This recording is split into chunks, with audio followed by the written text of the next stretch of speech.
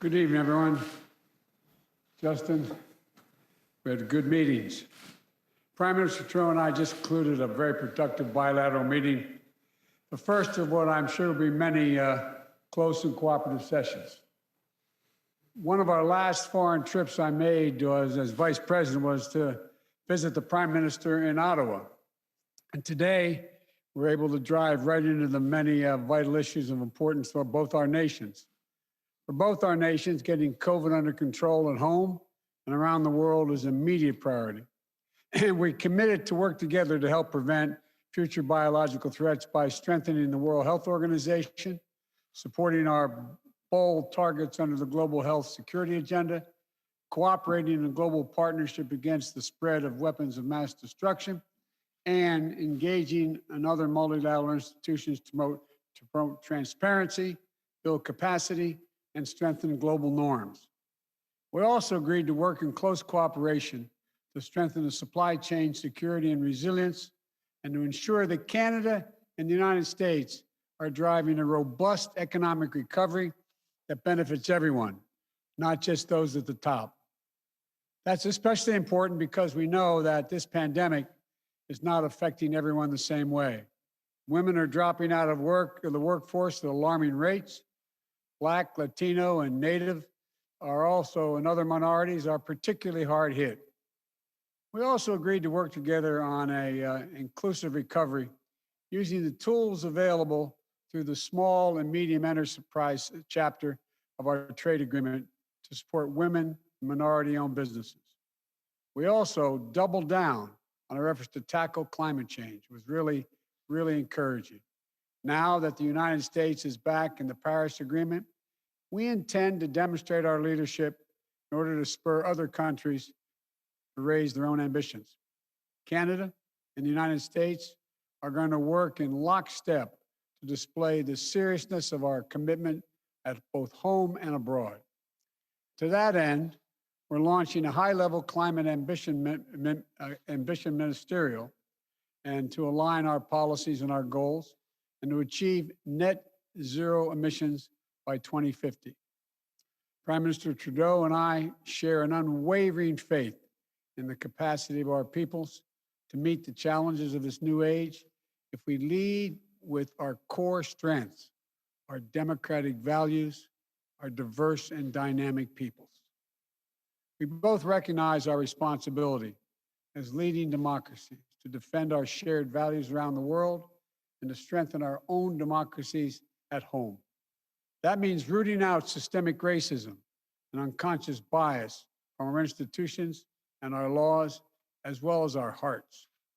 Today, we agreed to reestablish the Cross-Border Crime Forum and work together to modernize our approach to community safety and to do the most we can, do more to take on racism and discrimination in both our systems.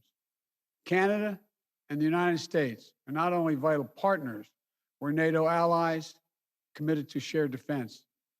The Prime Minister and I discussed our work with our European allies to bolster transatlantic security, which includes meeting our Wales commitments. We also agreed to modernize the North American Aerospace Defense Command, NORAD, which is still the only binational military command of its kind. And we will launch an expanded U.S.-Canadian Arctic dialogue to cover issues related to continental security, economic and social development, and Arctic governance. And finally, coming on the heels of the G7 meeting last Friday, it was an opportunity for Prime Minister Trudeau and I to explore our bilateral partnership to reinforce and help drive issues of concern in our hemisphere and globally. That includes coordinating our approaches to better compete with China and to counter threats to our interests and values. Let me reiterate our support for the release of the detained in China, two Canadians, Michael Spavor and Michael Coving. Human beings are not bartering chips. We're going to work together until we get their safe return. Canada and the United States will stand together against abuse of universal rights and democratic freedoms. We're going to strengthen our shared commitment to providing safe haven for refugees and asylum seekers, and so much more. The United States has no closer and no more important friend than Canada. Our nations share a close geography and history that will forever bind us together, but our values are even more consequential. It's the shared spirit of our people that's going to ensure ours is a future of hope and opportunity. Canadians and Americans are innovative, creative, entrepreneurial, competitive, open-hearted, and rights-respecting. There's nothing we cannot achieve when we commit ourselves to it. And when we work together, as the closest a friend should, we only make each other stronger. So thank you again, Mr. Prime Minister, for your friendship and for your leadership. I look forward to when we're able to meet in person and all that Canada and the United States are going to accomplish together. So God bless you, and thanks for today. Thank you so much, Joe. Thank you, tout le monde. Merci tout le monde. Let me begin by saying that all of us are thinking of our friends in Texas right now. I know Sask Power has been sending electricity down, and as I told the President, Canada is here to help however we can. Mr. President, it's been great to sit down with you this afternoon. This is, of course, not the first time we've worked together.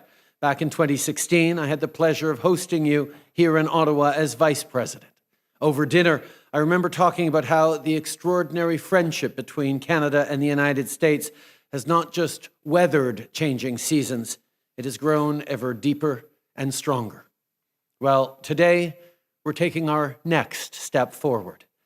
The President and I discussed the ambitious new partnership roadmap based on shared values and priorities that will guide our country's work together over the coming years. In the face of COVID-19, of climate change, of rising inequality, this is our moment to act. So we're not wasting any time in getting down to work.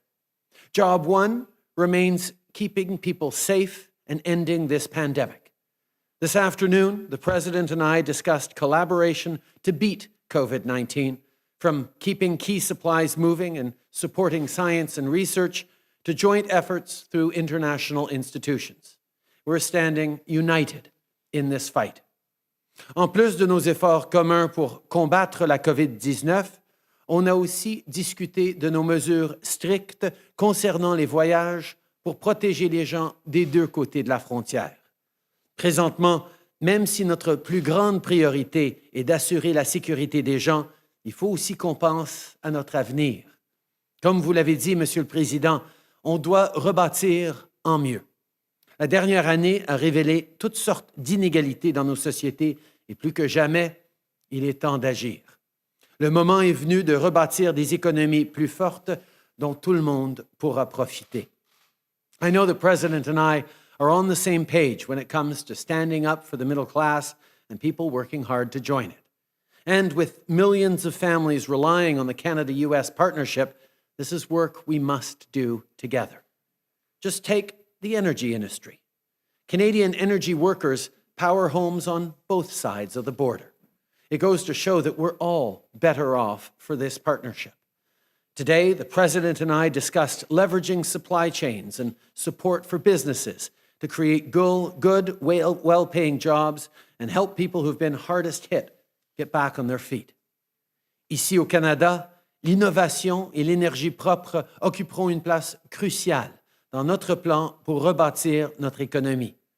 Le président et moi avons discuté de l'importance d'une croissance propre afin de créer de nouvelles opportunités pour les Canadiens et les Américains et aussi pour protéger l'environnement et lutter contre les changements climatiques. Il faut continuer de poser des gestes significatifs pour respecter l'accord de Paris et atteindre nos objectifs en termes de carboneutralité. Finalement, on a aussi parlé des différents moyens de bâtir un monde plus fort et plus pacifique. Pour protéger nos citoyens et nos communautés, on doit travailler ensemble. Il faut notamment renforcer la défense continentale et combattre l'extrémisme violent. Et partout dans le monde, on doit défendre les valeurs et les intérêts qu'on a en commun, par exemple en renouant les alliances et en soutenant les institutions multilatérales. À ce propos, je tiens à remercier le président Biden pour son soutien dans le dossier de la libération de Michael Kovrig et de Michael Spavor en détention arbitraire en Chine. We're facing tough times, there's no doubt, but we're not facing them alone. Canada and the United States are each other's closest allies, most important trading partners, and oldest friends. And we stand united to beat this pandemic and build a better tomorrow, and I know our bond will grow even stronger. Thank you, Mr. President. Thank you, Joe, for your leadership, for your engagement, and thank you in advance for all the great work we're going to be doing together. Merci, mon ami. Thank you, Justin. Au revoir. Bonsoir.